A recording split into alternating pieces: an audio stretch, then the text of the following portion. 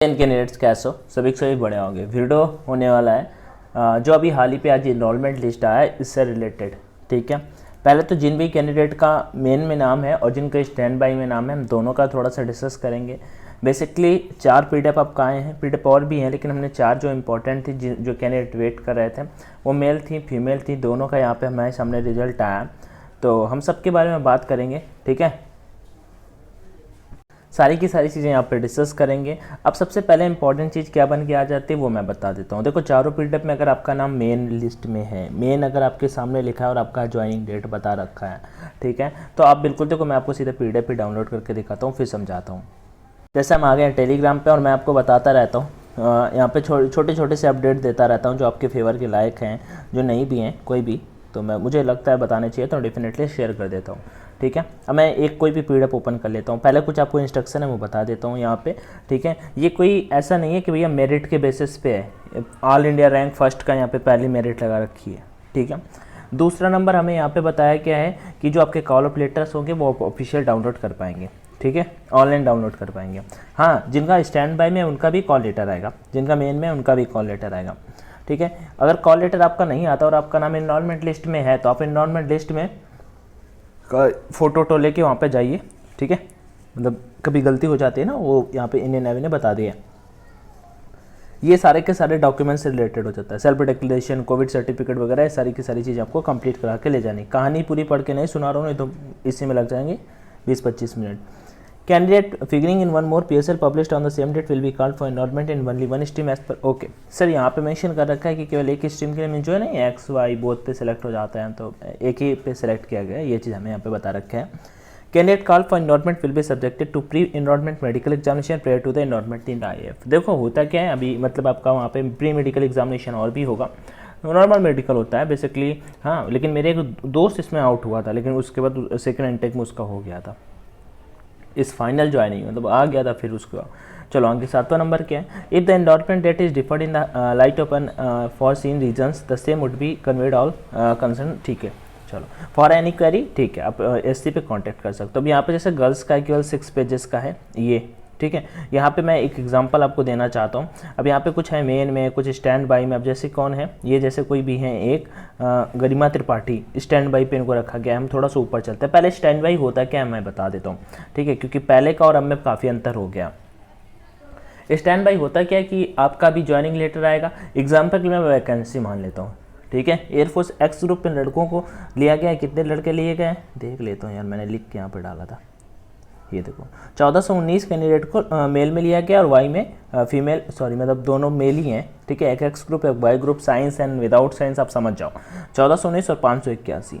अब वैकेंसी के एग्जाम्पल के लिए मैं मानता हूँ लगभग 1500 वैकेंसी है या 1600 वैकेंसी है, 1700 वैकेंसी है। ठीक है, यहाँ पे उन्होंने क्या, जो मैंने टोटल ऐसे जो लिस्ट में दे रखे हैं मैंने सारे के सारे नाम वहाँ पे ऐड कर दिए हैं, लेकिन इतनी वैकेंसी नहीं है। ठीक है, जितनी भी वैकेंसी, अब देखो मेरी बात होगा क्या, ये मेन वाला कैंडिडेट है ना भाई, इनकी ज्वाइनिंग पक्की है, इनको कुछ भी नहीं करना। लेकिन इनसे पहले जो स्टैंड बाई में है, स्टैंड बाई में मतलब हुआ क्या है, इनके थोड़े से नंबर, कुछ नंबर 0.25 से या 0.50 से या 1 नंबर से इनका यहाँ पे सिलेक्शन अभी मतलब फाइनल बिल्कुल नहीं हुआ। देखो यहाँ पे मेरिट भी आउट हो चुके हैं, कट ऑफ भी मैं बता देता हूँ, कट ऑफ भी आपका मतलब लगभग 2 से 2.5 नंबर लगभग बढ़ा है। काफ़ी लड़के बताए, कुछ तो बोल रहे 3-3 नंबर, क्योंकि हमें इस बार बताया नहीं गया है, नहीं तो होता क्या था पहले, मुझे सब पता है, यहाँ पे इधर मेंशन कर रखते थे कि इतना नंबर कट ऑफ गया तो हम तुरंत देख के बता देते, अरे PSL इतना गया, रिजल्ट में इतना कट ऑफ गया था, PSL में इतना कट ऑफ गया था, इनरोलमेंट में इतना कट ऑफ गया है। लेकिन इस बार हमें इनरोलमेंट में नहीं बताया, तो फिर भी जो कैंडिडेट थे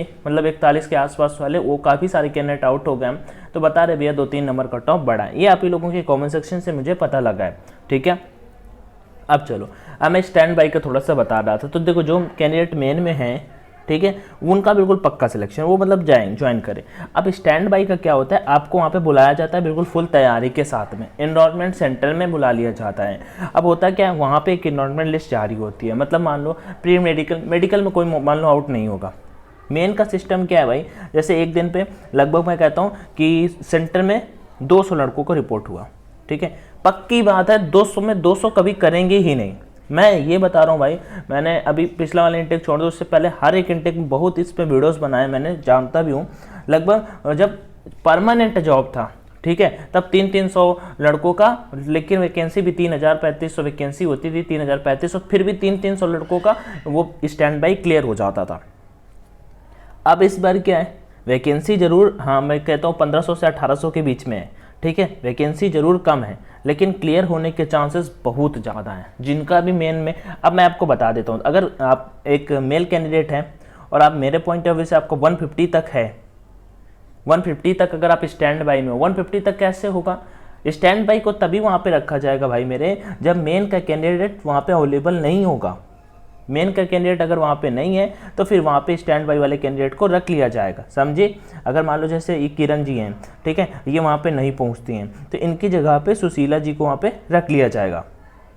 और ज्वाइनिंग लेटर इनका भी आएगा, इनका भी ज्वाइनिंग लेटर आएगा। इनको भी देखो बताया गया कि 27/6/2023 को आपको रिपोर्ट करना है। तो मेरे पॉइंट ऑफ व्यू से अगर लड़कियों पे हो या फिर लड़कों पे, किसी का भी है, अगर लड़कों पे मैं बात करता हूँ, लगभग भाई अगर आपका 100 तक है तो मेरे पॉइंट ऑफ व्यू से 100 तक तो आराम से क्लियर हो जाएगा, 100 रैंक तक, क्योंकि बहुत सारे लड़के, मैं आपको बताता हूँ, कल हम एक अभी हाल ही पे नेवी का रिजल्ट आया, एक लड़का है EWS है, उसका 140 नंबर है उसके, SSC GD पे फिजिकल क्लियर है।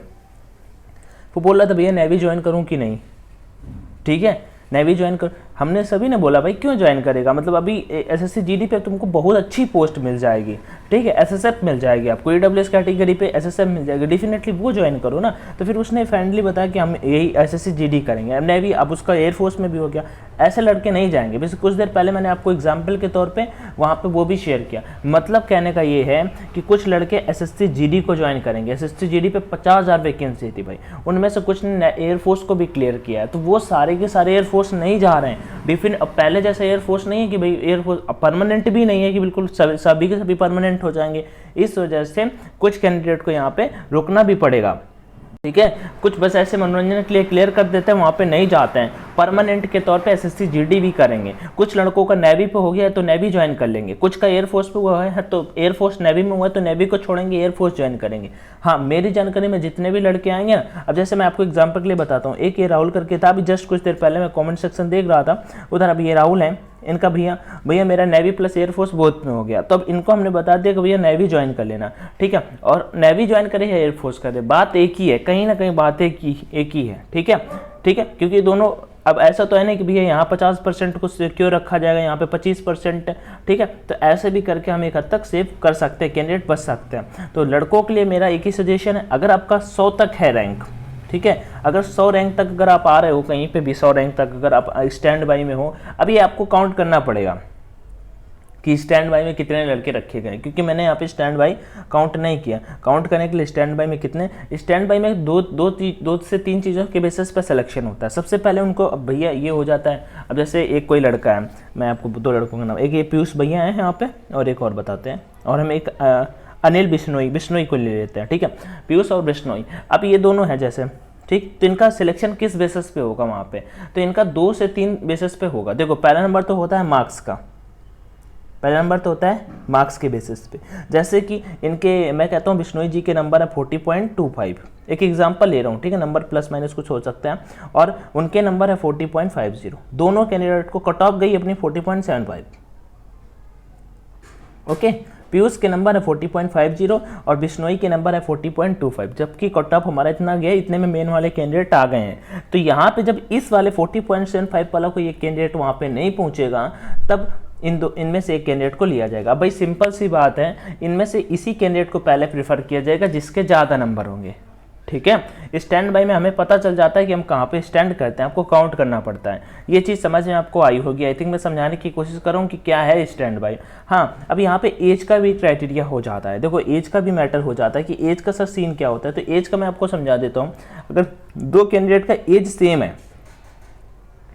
अब जैसे मैं बोलूँ 40.25 नंबर बिश्नोई जी के भी थे और पीयूष के भी थे।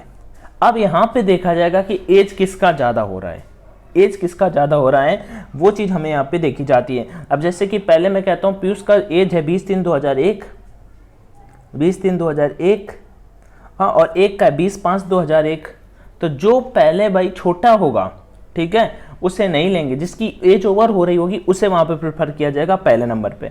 अब आपको चीज़ें समझ में आएंगी, इस तरह से स्टैंड बाई क्लियर होता है। और मैं आपको बताता तो अभी हाल ही पे रिसेंटली बहुत से ऐसे जैसे कुछ लड़के BSF RORM ज्वाइन कर गए हैं, हाँ उनका भी मेरिट पे था। एक लड़का मेरा खुद का दोस्त था, उसका भी इसका ज्वाइनिंग का वेट करा था, जिस दिन आया था ना मतलब उसने मुझे मैसेज किया भैया आ गया क्या भाई, तो मैंने कहा हाँ आ गया, तो कह रहा ठीक है चलो ठीक है। मतलब अभी हाल ही पे 26 जब इसका PSL आया, क्योंकि PSL लेट आना था तो 30 वजह से उसने थोड़ा सा वैसे किया था, ठीक। तो यही चीज़ें हैं। कुछ SSC GD पक्का ज्वाइन करेंगे, अभी SSC के बहुत सारे एग्जाम्स हुए हैं, CPO का आज रिजल्ट आया है, ठीक है। बड़े से अगर रिक्रूटमेंट की बात करो तो GD हो जाता है, कुछ लड़के नेवी ज्वाइन कर लेंगे तो 100, और कुछ ऐसे भी होंगे 20 25 30 के मौज के लिए पेपर निकाला होगा, सब कुछ किया होगा, फिजिकल वगैरह, वो ज्वाइन ही नहीं करेंगे, ठीक है। वो उनको और कुछ करना होगा तो डेफिनेटली क्योंकि परमानेंट नहीं है। परमानेंट होता तो भाई जब परमानेंट होता था तब 250 300 लड़कों मतलब 100 200 लड़कों का आराम से क्लियर हो जाता था, हर बैच में नहीं होता था। दूसरी बात एक चीज़ ये हो गई इंपॉर्टेंट, आपको समझ में आ गई होगी।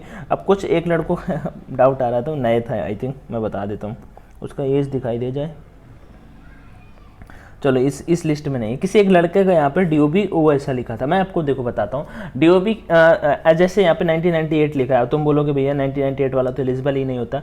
भाई होता क्या, जैसे ये अपना ज्वाइनिंग है, ठीक है, ब्रांच बट्टे होते हैं, ठीक है। तो कुछ जो ब्रांचेस होते हैं वहाँ पे अगर आप चाहो तो आप नेक्स्ट बैच में अपने आप को शिफ्ट करा सकते हो, या फिर आपको एज रिलैक्सेशन मिलता है, ठीक है। वैसे एज रिलैक्सेशन केस में होता नहीं है, लेकिन जहाँ तक मुझे पता है उसमें क्या होता है कि कुछ लड़कों का मतलब वो बैच अपना मतलब ज्वाइन पे रहते हैं, लेकिन वो नेक्स्ट बैच पे ज्वाइन करना चाहते हैं, क्योंकि उनको वहाँ पे लाइक कोई फंस गया, जैसे केरला का है, ठीक है, पूरा हरियाणा वालों के बीच में फंस गया, तो फिर कुछ ऐसा सीन उनको सेट नहीं आता, तो अपने आप को कर सकते हैं ट्रांसफ़र, वो मतलब उनका सीधा लिस्ट में नाम आएगा। या फिर कभी कभी ये चीज़ हो जाती है, कभी कभी ये भी हो जाता है। देखो लिस्ट आ गई फाइनल, और आपको वहाँ पे फाइनल मेडिकल एग्जाम मिल गया, मतलब आप पहुँचे सेंटर में, आपका मेडिकल हुआ, आपको मतलब नॉर्मल सा मेडिकल हुआ, अगर वहाँ पे कोई पॉइंट में जाता है तो फिर से आपको रीमेडिकल मिला। अब ये नहीं कि आपको रीमेडिकल मिला अब बाकी सब कैंडिडेट आपके लिए रुके रहेंगे, ऐसा कुछ भी नहीं। एयरफोर्स अपना ट्रेनिंग स्टार्ट कर देगा तो फिर आपको पेंडिंग में डाल देंगे, नेक्स्ट लिस्ट में आपको फिर ऐड कर देंगे,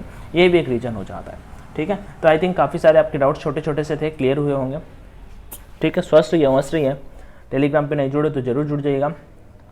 वीडियो को दोस्तों के साथ में शेयर कर दीजिएगा। जय हिंद and all the best. Thank you, take care.